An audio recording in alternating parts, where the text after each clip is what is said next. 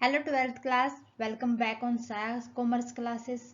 सो 12th class मैं आपके सामने फिर हाजिर हूँ बिजनेस स्टडी की एक और न्यू क्लास के साथ। हम डिस्कस कर रहे थे चैप्टर नंबर 7 डायरेक्टिंग को।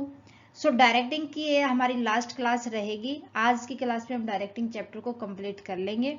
सो उम्मीद करती हूँ अगर आपने अभी तक की क्लास नहीं देखी तो फटाफट से प्लेलिस्ट में जाके देख ले।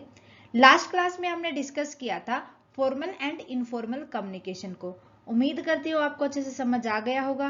इसी उम्मीद के साथ चैप्टर को एंड तक पहुंचाते हुए आज हम डिस्कस करेंगे कि किसी भी कम्युनिकेशन को इफेक्टिव बनाने में कौन कौन से बैरियर आते हैं। बैरियर्स को पढ़ेंगे, उसके बाद हम देखेंगे कि हम अपनी कम्युनिकेशन को इफेक्टिव किस तरीके से कर सकते हैं, इंप्रूविंग कम्युनिकेशन इफेक्टिवनेस। ठीक है, सो करते हैं start with barrier to effective communication. Barrier की अगर हम बात करें कम्युनिकेशन के बीच में तो सबसे पहला और इंपॉर्टेंट बैरियर आता है सिमेटिक बैरियर। भाई यहाँ पर ना आपको एक बात समझनी, कोई भी मैसेज आपके पास कन्वे हुआ है उसके अंदर या तो ऐसा वर्ड लिखा हो जिसको आप अच्छे से नहीं समझ पा रहे, या उसके अंदर लैंग्वेज ऐसी यूज की हो जो आपकी समझ से बाहर है, या उसके अंदर कुछ ऐसे कंफ्यूजिंग सिंबल्स डाल दिए गए हैं जिनको आप नहीं समझ पा रहे। तो ये होते हैं सीमेटिक बैरियर, जिनका मीन, सीमेटिक का मतलब होता है मीन से। अब ये मीन रिलेट करके चल सकता है लैंग्वेज से भी और किसी वर्डिंग से भी। देखो, concern with problem and obstruction in the, obstruction क्या होती है, बांधा, in the process of encoding and decoding of message into word और इंप्रेशन। भाई जब आपको कोई भी प्रॉब्लम कोई भी इकोडिंग या डिकोडिंग के अंदर आती है, लाइक किसी भी वर्ड को समझने में या किसी भी इंप्रेशन को समझने में, तो वो होती है सिमेटिक बैरियर। अब कौन कौन सी हो सकती है? सबसे पहला देखो, बैडली एक्सप्रेस्ड मैसेज। भाई इतने बुरे तरीके से मैसेज को भेजा हुआ है जिसका मीन आपको कन्वे हो ही ना पाए, समझ ना पाए आप। सब sometime intended meaning may be may not be conveyed. तो अगर हमने बैडली एक्सप्रेस किया हुआ है किसी मैसेज को तो वो किस तरीके से कन्वे हो पाएगा? नहीं हो पाएगा। ठीक है, देन उसके बाद आता है words with different meaning confuse the receiver. भाई एक वर्ड के बहुत सारे मीनिंग होते हैं, अगर आपने ऐसा वर्ड डाला है जिसका मीनिंग अनदर भी निकल सकता है तो वो उसके लिए बैरियर होता है रिसीवर के लिए। फॉल्टी ट्रांसलेशन में ट्रांसफर रॉन्ग मैसेज। भाई ट्रांसलेट, डिकोडिंग के अंदर अगर कोई भी गड़बड़ हो जाए तो उसका मीन भी तो गलत निकल के आएगा उस मैसेज का। ठीक है, अनक्लेरिफाइड अजम्पशन, डिफरेंट इंटरप्रिटेशंस में रिजल्ट इन कंफ्यूजन। भाई इंटरप्रेट ही अच्छे से नहीं कर रखा तो वो तो कंफ्यूज अपने आप ही होना है ना। टेक्निकल जार्गन्स, टेक्निकल वर्ड में भी note be understand by the worker. भाई कई बार क्या होता है मैसेज के अंदर अगर टेक्निकल वर्ड डाल दिए जाए जो कि सामने वाले को ना समझ आए, एम्प्लॉय को समझ ना आए, तो वो भी बैरियर का काम ही करती है। ठीक है, तो ये था हमारा सिमेंटिक बैरियर। अब बात करते हैं साइकोलॉजिकल या इमोशनल बैरियर्स। इसके अंदर जो ऐसी वर्डिंग यूज की जाए जिससे इमोशन हो जाए, कोई भी मिसअंडरस्टैंड कर जाए, ठीक है, तो वो अपना जो जज करने वाला है, जो रिसीवर होता है, उन वर्डिंग को अलग तरीके से जज करे। ठीक है, अब देखो premature evolution. Premature evolution का मतलब ये यहीं पर यही होता है, judgement before listening lead to misunderstanding. बिना सुने ही जजमेंट कर दिया ना, ये चीज सही नहीं हो सकती, तो वो क्या होता है, साइकोलॉजिकली या इमोशनली बैरियर होता है। Lack of attention, poor listening may disappointed the employ. भाई हमने ध्यान ही नहीं दिया मैसेज क्या था, ऊपर ऊपर से पढ़ लिया, या हमने सामने वाले की बात अच्छे से समझी ही नहीं, वो भी क्या होता है, साइकोलॉजिकल या emotional barrier. Loss by transmission and poor retention, when oral communication pass through various level easy destroy the structure of the message. भाई कई बार क्या होता है कि जो समझाने वाला होता है उसको अपनी वर्डिंग का ही नहीं पता होता, उसने क्या कहा है, समझाएगा कहां से, उसने ऐसी लैंग्वेज भी यूज नहीं की जो सामने वाले के समझ आ जाए, तो वो भी क्या होता है, साइकोलॉजिकल। क्योंकि जो ऊपर से चीजें जाती है ना, और कई बार तो ये मत मानो कि समझाने वाले के ऊपर बेस है, हो सकता है कि वो चीजें सुनने वाले के ऊपर भी बेस हो, वो थका हुआ हो, सुनना न चाहता हो। ठीक है, so lead to transmission of inaccurate message. ये हो सकता है अगर कोई भी मैसेज इनएक्यूरेट हो, उसकी एक्यूरेंसी हमने चेक की नहीं ठीक है या नहीं है और कन्वे कर दिया। ओके, फिर एक साइकोलॉजिकल बहुत ही ज्यादा जो आपको ज्यादातर देखने को मिलता है वो आता है बैरियर डिस्ट्रस्ट। भाई हमें एक दूसरे के ऊपर विश्वास नहीं है, तो जो वो कहना चाहता है तो उसका ओरिजिनल सेंस थोड़ी ना लेंगे हम, बस उसके बारे में जो हमारे अंदर नेगेटिविटी है उसी को हम समझेंगे। ठीक है, if the party do not believe each other they can not understand each others message into original sense. तो हमें एक दूसरे से नफरत है तो किस तरीके से समझेंगे कि वो कहना क्या चाहता है। ओके,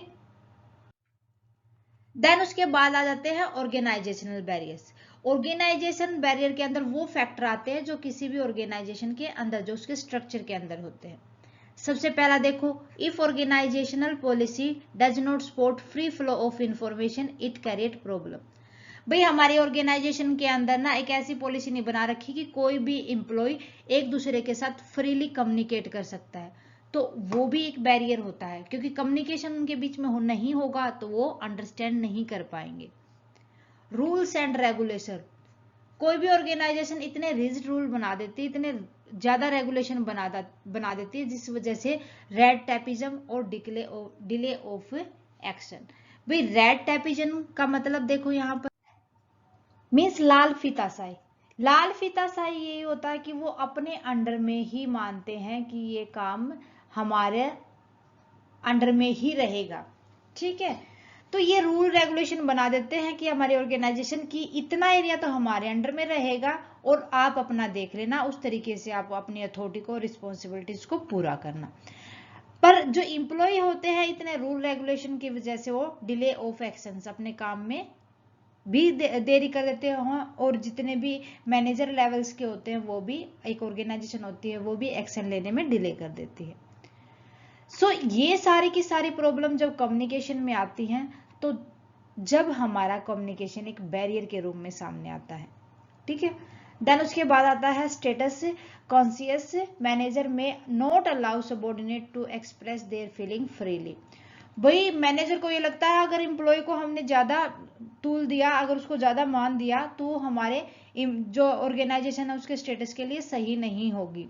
तो ये सारी की सारी जो चीजें होती हैं ये फ्रीली कम्युनिकेट नहीं कर पाती, सभी सबॉर्डिनेट अपनी फीलिंग को एक्सप्रेस नहीं कर पाते अपने सुपीरियर को।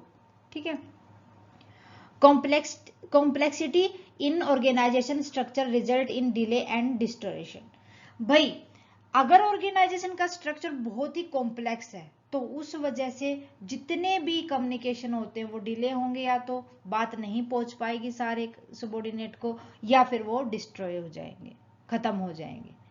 ओके, देन फिर आते हैं पर्सनल बैरियर्स। पर्सनल बैरियर्स के अंदर कि कुछ एम्प्लॉय ऐसे होते हैं जिनको डर होता है अथॉरिटी लेने से। ठीक है, तो इसलिए वो कम्युनिकेट ही नहीं करते, पीछे रहते हैं। Fear of challenge to authority may withhold or suppress a particular communication, कि वो डर के मारे सामने नहीं आते कहीं हमें कोई काम ना दे दे।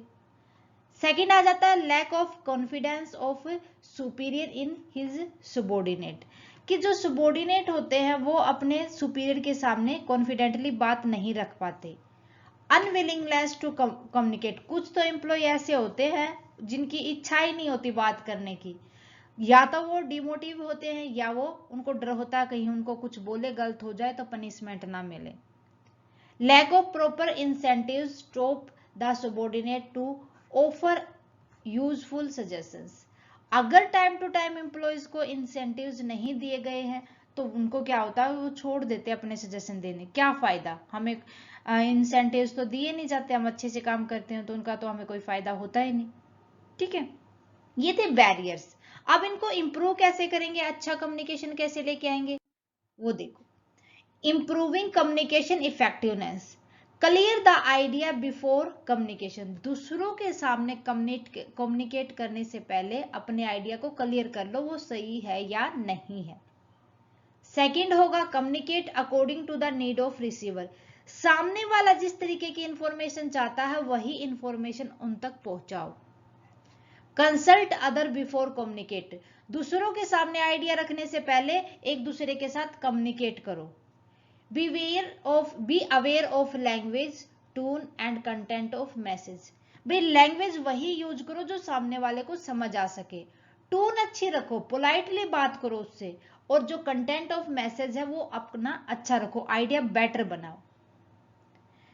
देन उसके बाद आता है एंश्योर प्रॉपर फीडबैक। सामने वाले को जो आपने बात कम्युनिकेट की है उसके साथ एंश्योर करो क्या उसको समझ आई या नहीं आई। Feedback provide opportunity for suggestion and criticism. भाई अगर हमने सामने वाले से पूछी है उसको बात समझ आई या नहीं आई, तो इससे सामने वाला जो एम्प्लॉय है या सबॉर्डिनेट है उसके सजेशन भी मिलेंगे हमें, और क्या क्या क्रिटिसिज्म है वो भी हमें पता चलेगी। Follow up communication help to remove hurdles. भाई कम्युनिकेट करो तो उस टाइम पर अगर कोई भी हार्डल है, मान लो नेटवर्क प्रॉब्लम है या कोई भी ऐसी प्रॉब्लम है जहां पर प्रॉपर बात ना पहुंच सके आपकी सामने वाले तक। Misunderstanding of information give by manager to subordinate.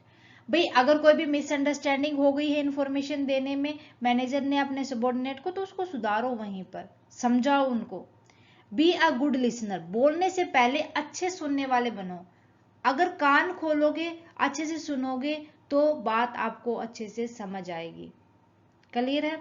तो इस तरीके से आप अपनी कम्युनिकेशन को अच्छी कम्युनिकेशन बना सकते हैं इन 7 पॉइंट्स को फॉलो करते हुए। ओके, सो ये था हमारा चैप्टर 7th डायरेक्टिंग। आज हमने चैप्टर को कंप्लीट कर लिया है। उम्मीद करती हूँ कि आपको अच्छे से समझ आ गई होगी। कोई भी क्लास आपकी पेंडिंग है तो फटाफट से प्लेलिस्ट में जाए और वहां से देख ले। ओके, मिलते हैं नेक्स्ट क्लास में with a new chapter. Class कैसी लगी मुझे कमेंट करके बताएं।